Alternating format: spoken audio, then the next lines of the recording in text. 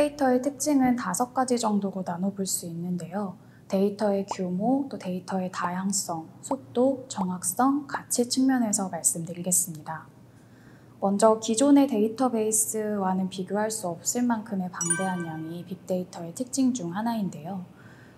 정보의 양이 해마다 기하급수적으로 증가하고 있고 페타바이트, 제타바이트 등 새로운 단위를 생성하면서 빠르게 증가하고 있습니다. 두 번째 특징은 다양성입니다. 빅데이터는 기존의 정형화된 데이터베이스는 물론이고 SNS, 위치 정보, 또 각종 로그 기록 등을 포함한 다양한 유형의 비정형 데이터까지 모두 포함하는 개념입니다. 세 번째는 속도입니다. 데이터의 생성과 수집, 분석, 그리고 활용까지 모든 단계에서 속도는 매우 중요시되고 있는데요. 궁극적으로는 빅데이터에서는 분석 결과를 실시간으로 활용하는 것을 추구합니다. 그리고 이 실시간성이야말로 과거의 기술과 빅데이터를 구분짓는 가장 큰 특징이라 할 수 있겠습니다. 그리고 다음은 정확성입니다. 빅데이터의 정확성은 신뢰성을 나타내는데요. 쉽게 말해서 데이터가 정확하고 또 품질이 좋은가에 대한 특성입니다. 수많은 데이터에서 불필요한 데이터를 확인하고 또 정제하는 과정을 거쳐서 데이터의 품질과 정확성을 높이는 작업이 필수적입니다. 마지막으로 가치입니다. 빅데이터를 활용하는 가장 큰 목적은 새로운 가치를 창출하는 것인데요.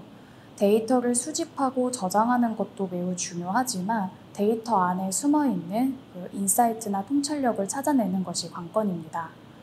이를 위해서는 데이터를 수집하기 전에 수집할 데이터로 어떠한 가치 있는 정보를 만들어낼 것인가에 대한 전략을 수립하는 것이 필수적입니다. 이렇게 다양한 특징을 말씀해 주셨는데 이런 빅데이터의 사용 사례에 대해서 말씀 부탁드릴게요. 빅데이터는 고객관리, 또 제조, 의료, 교육 등 사회 전반에 걸쳐서 다양하게 활용이 되고 있는데요. 최근 가장 큰 이슈인 코로나19와 관련된 활용 사례를 몇 가지 말씀드리겠습니다. 코로나19 확진자 파악을 하는 데 있어서 빅데이터가 아주 큰 역할을 했는데요. 국내에서 코로나19 확진자가 발생하자마자 대한민국 국토부는 여러 기관들을 연계해서 역학조사 지원 시스템을 구축했습니다. 이 시스템에서는 빅데이터 실시간 분석이 가능하기 때문에 확진자의 이동 동선과 또 시간대별 체류 지점을 자동으로 파악할 수가 있었고요. 그리고 지도상의 확진자의 이동 경로를 표시함으로써 여러 가지 통계량을 같이 제공을 했습니다. 이렇게 빅데이터를 활용해서 코로나19 초기에는 평균 하루 이상이 걸렸던 파악 시간을 10분 이내로 단축할 수 있었습니다. 그리고 다음은 코로나19와 같은 감염병 관련해서 빅데이터를 활용한 사례인데요. 블루닷이라는 캐나다 AI 의료 업체는 빅데이터를 활용해서 감염병을 초기에 탐지하고 또 특정 지역에서 해당 감염병이 발생할 가능성을 분석하는 알고리즘을 개발했습니다. 실제로 이 알고리즘을 통해서 2016년 지카 바이러스의 국제적 대확산을 예측한 바 있는데요. 이처럼 감염병과 같은 위험에 대해 사전 예방적 대응 체계를 구축하는 데 있어서 빅데이터가 큰 역할을 하고 있습니다. 그리고 이와 같은 활용 사례는 앞으로도 꾸준히 증가할 것으로 보입니다. 이런 빅데이터가 분석이 되어 중요하다고 하셨는데 이런 중요성이 있다면 어떤 게 있을까요? 빅데이터에서 가장 중요하게 여기는 건 옆에 강하나 연구원께서 말씀하셨지만 인간에게 줄 수 있는 가치를 가장 중요하게 여길 겁니다. 모든 기술이나 여러 가지 이론들, 사회적으로 중요하게 여기는 것들은 사회에 어느 정도나 가치를 전달할 수 있냐라는 부분인데요. 빅데이터가 가지는 가치는 우리가 과거에는 몰랐던 데이터를 분석하고 나서야 알 수 있는, 그때서야 비로소 파악하게 되는 가치가 있는데, 이 가치를 미리 예상하고 어디에 활용할 수 있는지에 대한 걸 파악한 후에 거기에 알맞은 데이터와 적합한 기술을 쓰는 게 가장 빅데이터에서 중요하고 분석에서 가장 주안점으로 삼아야 될 부분이라고 생각을 하는데요. 예를 들면 당장은 기업이나 빅데이터를 사용하는 당사자 입장에서는 이익이 안 되는 분석일 수도 있습니다.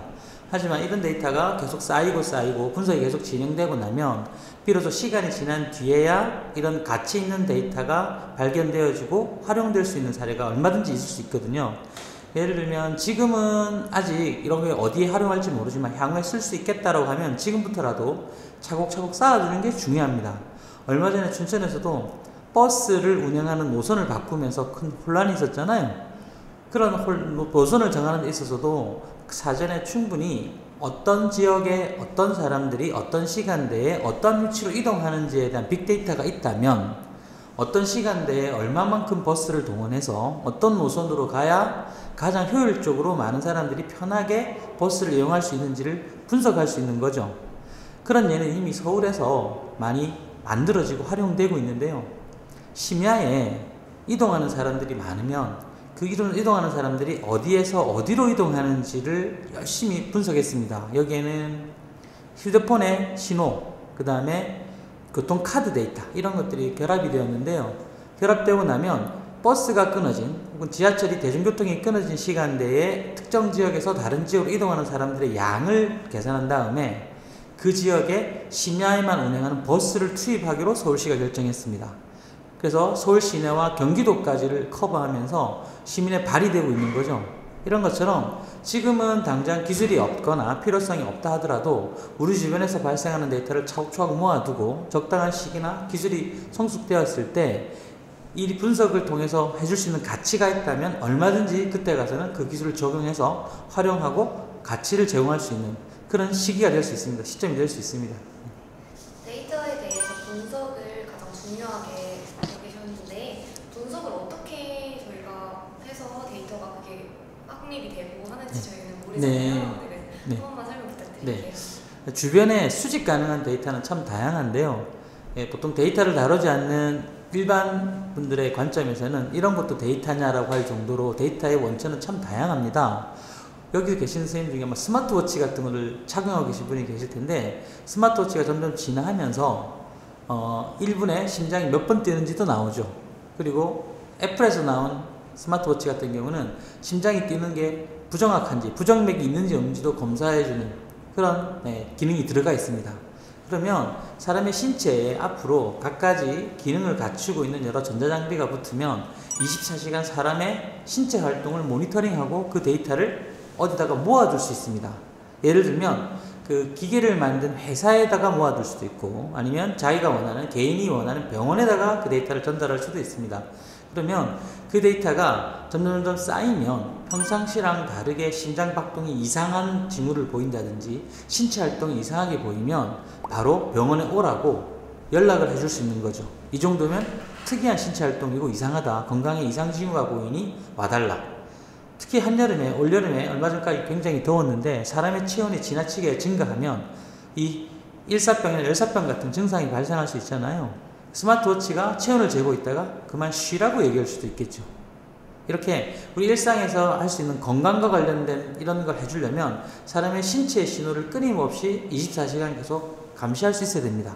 그래서 감시한다는 게 나쁜 의미가 아니라 계속 모니터링하고 있다가 일정 수준 이상 되면 우리에게 도움을 되는 어떤 행동을 해줘야 되겠죠. 이렇게 스마트워치부터 우리가 늘 무심코 지나가는 길거리의 CCTV의 영상조차도 데이터입니다. 그리고 스마트폰에서 우리가 시청한 유튜브, 그리고 유튜브 내에서 어떤 영상을 봤는지, 어떤 영상에 좋아요, 싫어요, 구독 이런 걸 눌렀는지 이런 것들도 다 데이터거든요. 그래서 이런 데이터를 끊임없이 실시간으로 계속 모으는 게 필요하고 그걸 차곡차곡 쌓아두는 기술이 필요합니다. 어딘가는 그게 쌓아두고 있어야, 축적되어 있어야 그 축적된 데이터를 이용해서 분석을 하고 활용할 수 있겠죠. 데이터가 축적이 되면 그 다음부터는 이 데이터를 보고 어디에 활용할 수 있지는 고민을 시작합니다. 그래서 이런 분석을 하는 사람을 데이터 과학자라고 부르는데 데이터 과학자가 쌓여있는 데이터를 어떻게 분석하면 좋을지를 고민하고 거기에 맞춰서 특정 필요한 데이터만 추출하는 기술이 또 필요합니다. 전체 데이터를 다 쓸 수는 없거든요. 제가 건강 관련 데이터를 예로 들었는데 건강 관련 데이터를 이용해서 개인에게 서비스하겠다면 많이 모아진 데이터 중에 차량으로 이동한 데이터보다는 걸었던, 얼마나 많이 움직였냐라는 걸었던, 신체 활동을 했던 데이터가 더 중요하겠죠. 그래서 심박이라든지 하루에 걸었던 걸음수라든지 이런 필요한 데이터만을 추출하게 됩니다. 추출하는 기술이 필요하고요. 추출한 다음에는 인공지능이나 기계학습이라고 할 수 있는 데이터를 분석하는 각종 여러 가지 기법을 통해서 건강을 예측한다든지 활동의 정도를 예측한다든지 비정상적인 신체 징후를 포착한다든지 이런 분석하는 기법을 이용해서 가능성을 계산을 하게 됩니다. 그리고 일정 수준 이상의 어떤 확률이나 가능성이 보이면 이제 가치가 전달되는 단계. 그 다음은 어떤 행동을 취해달라, 위험하다, 바꿔라, 뭐 새로운 방법이 필요하다 이런 식으로 제안이 들어가게 됩니다. 그 제안이 사람에게 유용하다고 치면 빅데이터가 진정으로 추구했던 가치가 전달되는 단계까지 이어지는 거죠. 그래서 종합적으로 정리를 해보면 데이터를 수집하는 단계가 필요하고요. 거기에는 당연히 수집하는 기술이 들어갑니다. 그리고 요즘에는 사람이 수집하지 않고 컴퓨터가 자동으로 수집하는 기술들이 들어갑니다. 그리고 저장하는 기술이 필요한데 저장하는 기술 중에 예전에는 데이터베이스라고 하는 표 형태로 저장하는 기술이 동원되었지만 요즘은 표 형태뿐만 아니라 SNS 같은 비정형화된 그리고 영상과 같은 이미지, 영상 이런 새로운 형태의 데이터를 저장하는 기술들이 많이 나와 있습니다. 그런 형태가 저장이 되어 있고 적당한 속도로 필요한 속도로 데이터를 추출하는 기술도 이미 나와 있습니다. 추출을 하고 그리고 AI 같은 기술들이 새로운 알고리즘들이 많이 개발되어서 분석에 필요한 새로운 기법들이 동원되어지고 나면 과거에는 분석이 불가능했던 새로운 결과물들이 발견되는 겁니다. 그래서 재미난 결과가 있고 현실에 적용했을 때 사람에게 가치를 줄 수 있다고 하면 비로소 우리에게 그게 보여지기 시작하는 거죠. 근데 재미난 건 이 가치를 지니고 있는 결과물이 활용될 때 보통의 대중들은 그걸 인식하지 못하는 경우가 굉장히 많습니다. 예를 들면 교통의 신호를 모니터링하기 위해서 카메라가 수많은 영상 이미지를 가지고 있습니다. 그걸 1년, 2년 모으다 보니까 어떤 시간대에 어떤 차량, 어떤 구간에 차량 통행이 많아서 차량이 많이 막힌다라고 하는 게 분석되었다면 우리가 모르는 사이에 신호등에 바뀌는 주기랑 길이가 달라져 있습니다. 근데 예전보다는 조금 더 빨라진다는 게 느껴지는 거죠. 하지만 사람들이 이 내부에 어떤 알고리즘이 작동해서 과거하고 다른 신호 체계와 신호의 길이, 간격이 달라진지는 인식은 못합니다. 그래서 우리 생활이 편리해지는 이면에 데이터를 이용해서 우리가 인식하지 못하는 뭔가 변화된 결과를 우리는 경험을 하고 있지만 많이 모르는 거죠. 어느 순간부터 택시를 길거리에서 손을 들어서 부르기보다는 카카오에 앱을 써서 부릅니다. 지금은 모든 분들이 다 당연하다고 생각하고 이게 당연히 되는가 아닌가 하지만 10년 전에는 생각하지 못한 서비스였던 거죠. 앞으로도 우리 주변에 빅데이터를 활용하는 수많은 사례가 나올 텐데 많은 부분은 우리가 인식하지 못하는 형태로 우리에게 도움을 줄 겁니다. 그래서 그런 이면에 빅데이터를 다루는 기술자분들 그리고 데이터를 다루는 과학자분들이 끊임없이 연구하고 적용하고 고민한 흔적들이 결과물로 쌓여서 우리의 생활을 바꾼다라고 생각해 주시면 감사하겠습니다. 아까 말씀해 주셨던 알고리즘과 네. 인공지능도 빅데이터에 다 포함되어 있는 건가요? 네. 빅데이터 자체는 이제 AI나 알고리즘 같은 부분을 포함하지는 않습니다. 원천적으로는. 그런데 빅데이터와 함께 영혼의 단짝이라고 할 수 있는 부분이 AI와 같은 인공지능 부분인데요. 빅데이터는 원료라고 생각하시면 좋겠습니다. 재료라고 생각하시면 좋고요. 그 재료가 풍부하고 다양하고 여러 형태로 되어 있을수록 이 AI라고 하는 건 레시피, 그러니까 요리를 만드는 요리의 어떤 아이디어라고 생각하시면 재료가 풍부하게 다양하면 다양한 요리가 나올 수 있겠죠. 그래서 AI가 발달하는 것과 동시에 빅데이터가 많이 발달되어서 풍부한 재료를 제공하고 먹거리 건강하고 신선하고 청정에서 길러진 이런 먹거리를 제공하면 새로운 레시피가 많이 개발되면 과거에 없던 더 맛있는 요리들이 만들어지겠죠. 둘이는 정말 뗄래야 뗄 수 없는 관계에 있고요. 이 알고리즘을 새로운 요리의 레시피라고 생각해 주시면 이해가 좀 쉬우실 것 같습니다. 네. 이러한 빅데이터도 다양한 곳에 활용이 많이 되잖아요. 네. 이런 어느 플랫폼에서 가장 이렇게 영향을 미치는지. 예. 플랫폼을 이제 그냥 플랫폼이라는 단어를 보시면 이해가 좀 힘드실 수도 있는데요. 플랫폼은 흔히 일상생활에서 플랫폼이라는 용어는 기차, 전철 이런 탈 것을 이용할 때 많이 사용하죠, 그죠? 플랫폼은 내가 타고 싶은 이동 수단과 그걸 이용해야 되는 사람이 만나는 공간입니다. 이 플랫폼에 가면 나는 이용자는 어떤 이용할 거리를 이용할 수 있는 환경인 거죠. 그래서 이 플랫폼은 그래서 이 IT 분야, 즉 정보기술 분야에서는 정보기술을 활용할 사람들, 이용할 사람들과 정보기술을 제공하는 사람들이 만나는 공간을 의미합니다. 빅데이터 플랫폼은 당연히 빅데이터를 써서 뭔가를 해줄 수 있는 사람과 빅데이터를 원하는 사람들이 만나는 공간이거든요. 근데 이 만나는 공간에서 제공돼야 될 것은 우리 흔히 기차나 뭐 이런 것뿐만 아니라 빅데이터에서는 하드웨어가 첫 번째는 필요합니다. 즉 컴퓨터 있죠. 성능이 좋은 컴퓨터가 필요합니다. 동시에 소프트웨어도 필요합니다.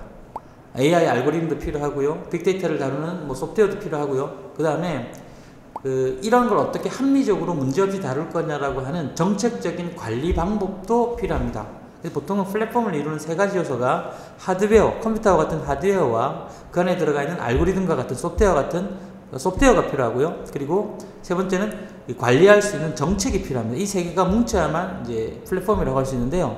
이 플랫폼을 많은 기업에서 이제 구축을 하고 있고 사회에서 만들고 있고, 그리고 우리 플랫폼을 만드는 것 자체가 굉장히 부담이기 때문에 정부에서는 공공기관을 통해서 플랫폼 자체를 서비스로 제공을 하고 있습니다.